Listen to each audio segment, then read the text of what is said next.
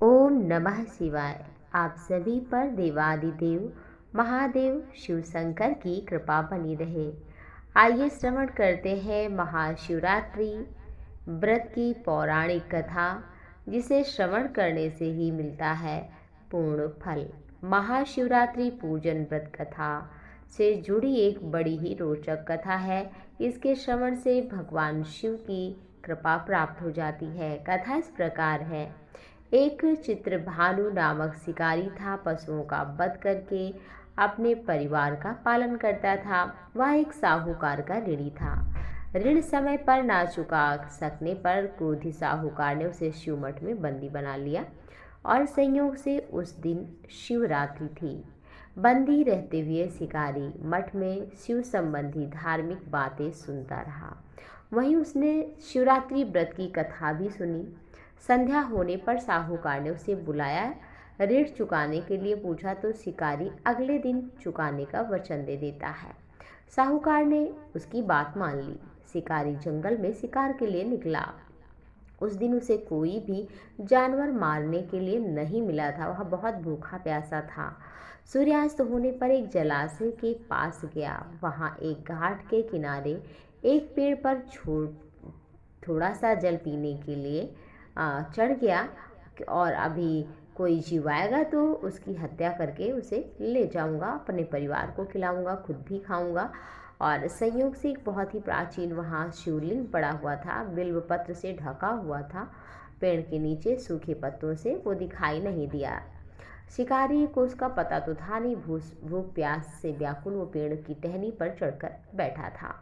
एक प्रहर रात्रि बीत जाने पर एक गर्भिणी मृगी तालाब पर उसी रात को पानी पीने आई।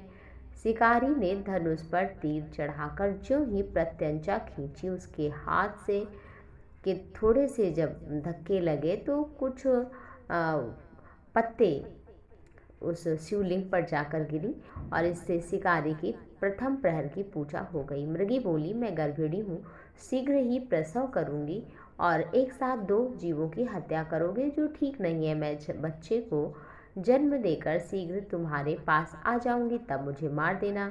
शिकारी ने प्रत्यंचा ढीली कर दी और मृगी जंगली झाड़ियों में लुप्त हो गई। कुछ ही देर बाद एक और मृगी उधर से निकली। शिकारी की प्रसन्नता का ठिकाना न रहा। समीप आने पर उसने धनुष पर बाण चढ़ाया। कुछ बेलपत्र नीचे शिवलिंग पर जा गिरे और अनायास ही शिकारी की दूसरे प्रहर की पूजा हो गई। तब उसे देखकर मृगी ने विनम्रता पूर्वक कहा, मैं अभी थोड़ी ही देर पहले ऋतु से निवृत्त हुई हूँ, कामातुर हूँ, प्रिय की खोज में भटक रही हूँ। अपने पति से मिलकर शीघ्र तुम्हारे पास आऊंगी।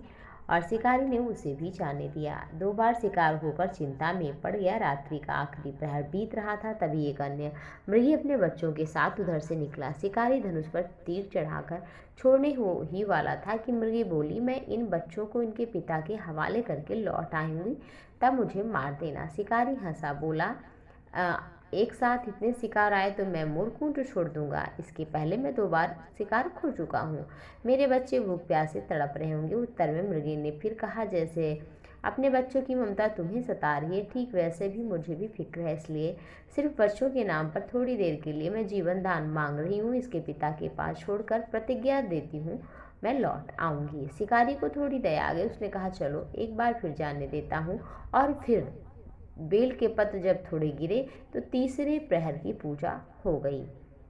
और फिर प्रातःकाल होने ही वाली थी कि सभी जाकर के अपने अपने पास में, इधर से मृगी और मृगी की बहन और मृग का पिता और बच्चे सब मिले। और सब ने जब एक दूसरे की बातें सुनी तो सब बोले, हम सब मिल कर के उस शिकारी के पास चलेंगे। सब ने कहा कि हमने भी वचन दिया था, हमने भी वचन दिया था। और जैसे ही वो बाण छोड़ने ही वाला था कि उसी समय भगवान देवादिदेव महादेव शिव शंकर के चतुर्थ प्रहर की पूजा हुई, क्योंकि बिल्व के पत्र फिर गिरे 2 4 6 और इससे महादेव प्रसन्न हो गए। और चतुर्थ प्रहर की पूजा जब पूरी हुई तो भगवान शिव प्रकट हुए और भगवान शिव का दर्शन करके वो कृतकृत्य हो गया।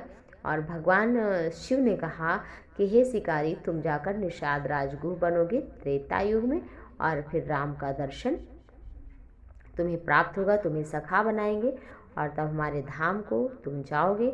और इधर मृगी दर्शन करने मात्र से शिव शंकर का अपने परिवार सहित स्वर्ग की यात्रा करती है। दर्शन से ही उसे स्वर्ग प्राप्त हो जाता है।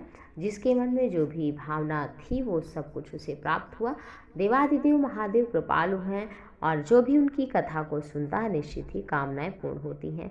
आप सभी पर देवादिदेव महादेव कृपा करें। इसी शुभकामनाओं के साथ में शिवरात्रि की पूजा आप सभी विधि विधान से करें, जैसे दूध, दही, घी, शहद, मिष्ठान, जल, गंगा जल, बिल्व पत्र, और फिर बिल्व पत्र के साथ में आप दूर्वा, इससे आयु बढ़ती है। आप काली मिर्च भी थोड़ी चढ़ा दें, शत्रुओं का नाश होता है। आप सरसों का पुष्प या सरसों चढ़ाइए। बिना टूटे हुए चावल, जिन्हें अक्षत कहते हैं, चढ़ाने से धन की प्राप्ति होती है। और धतूरा जो लाल डंठल वाला होता है वो शिव शंकर भगवान को अधिक प्रिय बताया गया है, इसलिए उसे चढ़ाने से पुत्र तक की प्राप्त हो जाती है। यदि जिसे पुत्र ना हो रहा है 1 लाख वो धतूरा लाल डंठल वाला चढ़ा दे तो।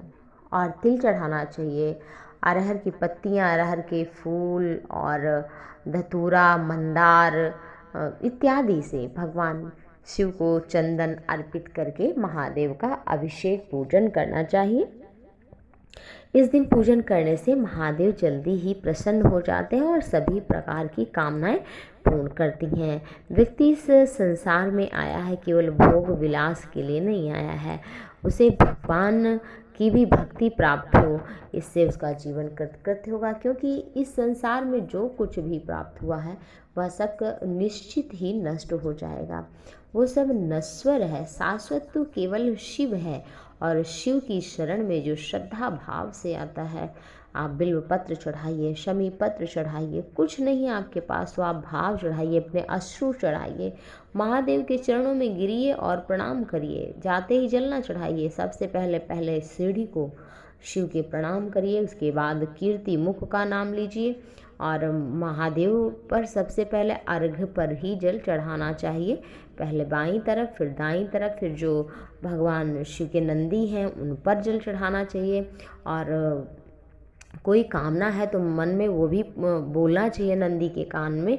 और इस दिन व्रत अवश्य करना चाहिए। जो इस दिन अन्न ग्रहण करता है उसे हत्या तक का पाप लगता है। और उसके बाद जो नाग इत्यादि होते हैं उन पर जल चढ़ाना चाहिए और सबसे बाद में शिवलिंग पर जल चढ़ाना चाहिए। इससे महादेव प्रसन्न होते, क्योंकि और जाते ही सबसे पहले उनके मंदिर में पूजा करना चाहिए गणपति भगवान की, क्योंकि गणपति जो हैं वो प्रथम पूज्य हैं। अगर विघ्न हरण उनको कहा गया है तो इसीलिए कि सबसे पहले उनकी पूजा हो, आपकी पूजा में कोई विघ्न न आए। और अगर गणेश जी प्रसन्न हो जाते हैं तो जीवन की कामनाएं भी पूर्ण हो जाती हैं। तो इसलिए सबसे पहले यही करना चाहिए व्यक्ति को। महादेव प्रसन्न हो इसके लिए जैसे स्तुति पढ़ सकते हैं आप।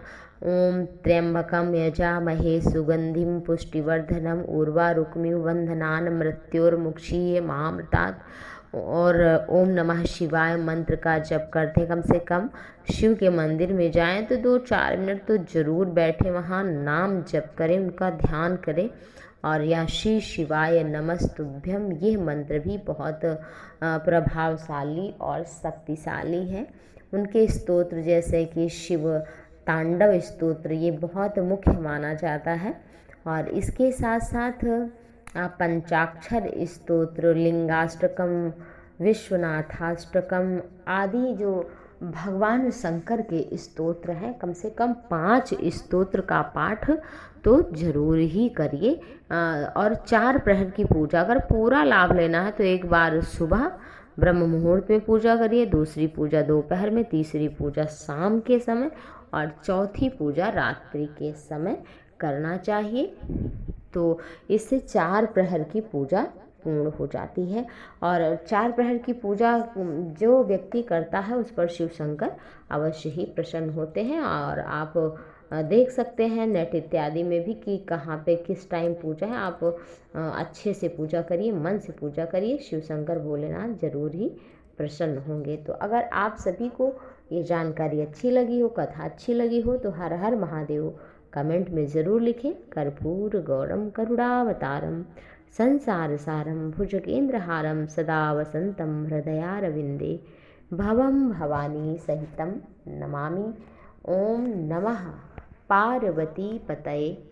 हर हर महादेव। देवादिदेव महाशंकर शिव शंकर गौरी शंकर आप सभी भक्तों का सदैव मंगल शुभ और कल्याण करें। ओम नमः शिवाय। हर हर महादेव।